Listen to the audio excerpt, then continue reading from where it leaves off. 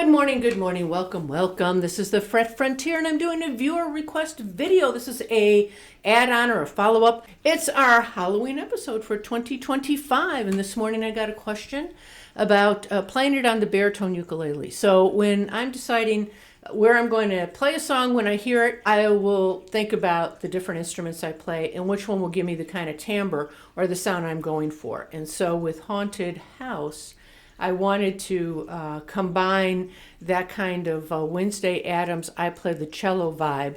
And so I picked the guitar. So can I do that? That same kind of feel and vibe on the baritone ukulele? And the answer is always what? What is the answer?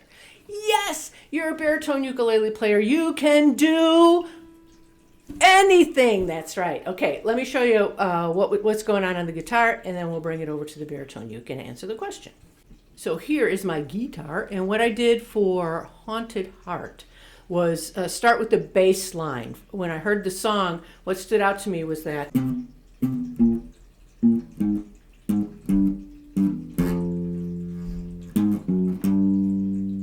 Okay, so I wanted that lower sound, and then I wanted to mute when I played my chords, and also I picked the power chords because I didn't want to bother with is this major or is this minor. So where do I get into trouble with this particular idea of doing the power chords? If I take a look at my guitar again, and here's my full shape, right? The C, there's my major sound. If I want my minor sound, what happened there? All I did was lower the third degree, and that would be the E, C, D, E. So when I'm starting off with that major bar chord, I have my second finger on the 9th fret on my 3rd string. I want to make it minor. That's the only place I've got an E, so I release that. That lowers it 1/2 step, and I have that minor sound. If you were trying to play this on your baritone ukulele and mimicking the shapes that I was doing, you're doing them in an area where you've dropped down onto the dreaded 3rd string, where our 3rd is traveling, and it gives us the flavor of the major or the minor chord. So let me show you. This is why it's so much fun to know a little bit of music theory, right? It gives you power. Gives you power. Knowledge is power. So let's take a look at our C major chord now that we just did on the guitar. Without my 6th and my 5th string, all I have left is this pattern. So I've got a C on my 4th string. I've got my E, which is my 3rd on the 3rd string. Then I've got a G, which is my 5th on the 2nd string. And I've got a C, which is a duplicate of my root, right? It's an octave higher. Okay, 3rd finger, 2nd finger, 1st finger. So if I want my minor sound, now I'm going to have to move that finger down 1 fret. That feels just horrible. So what I'm going to do is bar my 1st finger across these 3 strings now.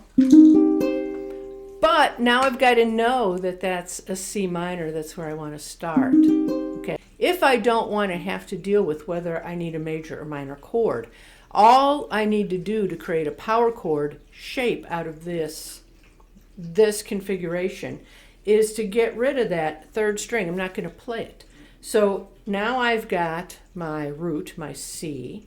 On my 4th string, I've got my 5 on my 2nd string, and I've got my duplicated root and octave higher on the 1st string.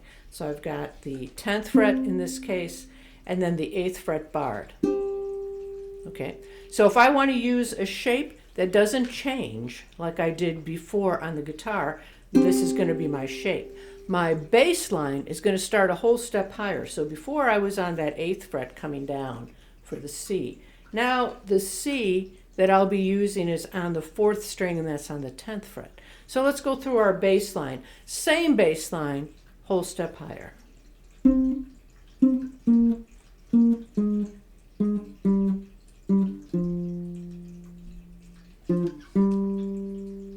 Okay, so it's the bass line we had before. You can hear it sounds higher, right? So it's a little more compelling on the guitar, but it's fine. We can play it here. It's the same thing. Let's do it one more time, and I'll call out the frets that we're playing. 10, 8, 6, 5, 3, that's our F, back to G. So the bass line we had before is a little harder because our hand is busy doing this, and to mimic the bass line I was doing on the guitar is going to require that I come up in a different configuration. It's not going to be identical to what I did before, but I'll show it to you. I'm going to suggest you skip it just for the brevity of this lesson that's adapting it to the baritone uke, but I'll show it to you in case you want to do it.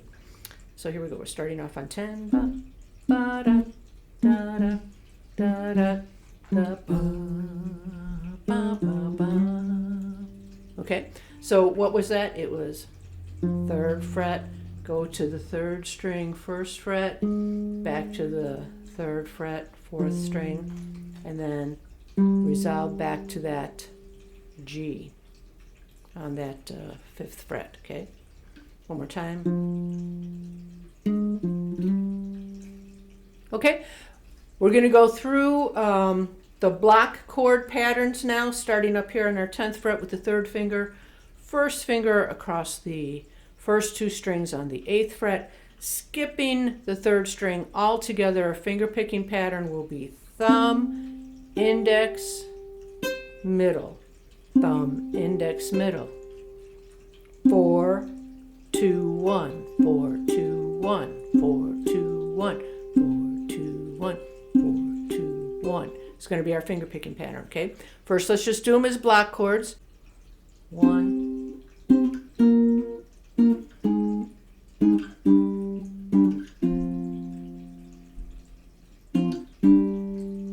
Okay. There's no flaw when you fall for me. You'll be falling for miles. I'm bewitched by your misery, but I love it when you smile. Okay, so same thing that you learned on the guitar version. This is the pattern you're using instead. Okay, I'll give you one more variation.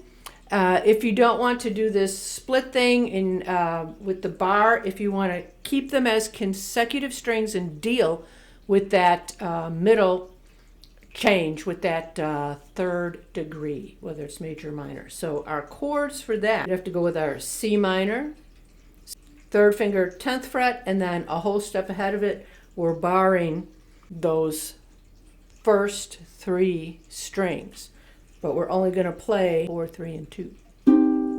Okay, then we have to switch, so it's either going to be major or minor. Okay, so the next one, when we go down to our next bass note, it's going to be our major shape, and that will look like this. 3rd finger on our 8th fret, 2nd finger, 7th fret, 1st finger on the 6th fret. Okay, so that moves down, same pattern. Then we move down again, same pattern. And then here's our other minor shape, that will be the F. Okay, so the only minor chords will be the C and the F. So we start off, let's do it as blocks. Starting off minor on that 10th fret, or we're calling out the 3rd finger place there. 10th fret. Now we're going to do major on that 8th fret. Major again on the 6th fret. Major on the 5th fret. And then we're going to do minor on the 3rd fret. And then back up to major on the 5th fret. Okay, so those are our chords. Now let's add in the finger picking pattern, and this will be just like what we did on the guitar. So it'll be 4, 3, 2 strings, 4, 3, 2, and we have a little bit more control of the mute, so we get a little bit more of that cello sound if we can manage these 2 shapes instead of 1 shape. And again, the mute, I'm just resting my palm over here and I'm making sure I can still hear the notes, right? I don't want it so muted that it doesn't even matter what note I'm holding. I still want to hear the note. but I don't want to let it run out. I don't want to let it ring out. Okay, so I'm going to go thumb, thumb, index, thumb, thumb, index. Okay, let's try that. There's no floor when you fall for me. You'll be falling for miles. I'm bewitched by your misery, but I love it when you smile. So you notice when we come up for that little variation there, where we come up a half step instead of going down to that F, it's going to be that major shape. But now you have to know, right? So you're doing more thinking about your shapes when you change it. One more time with the more complicated idea of dealing with whether it's major or minor. One more time. There's no floor when you fall for me. You'll be falling for miles. I'm bewitched by your misery, but I love it when you smile. Let me know what you want from me. Whisper low in my ear before you try to get your hooks in me. I must warn you, my dear. Okay, now you can do it on the baritone ukulele if you would prefer. And let me know if you have any other questions. Thank you so much. And I'll see you in the next episode.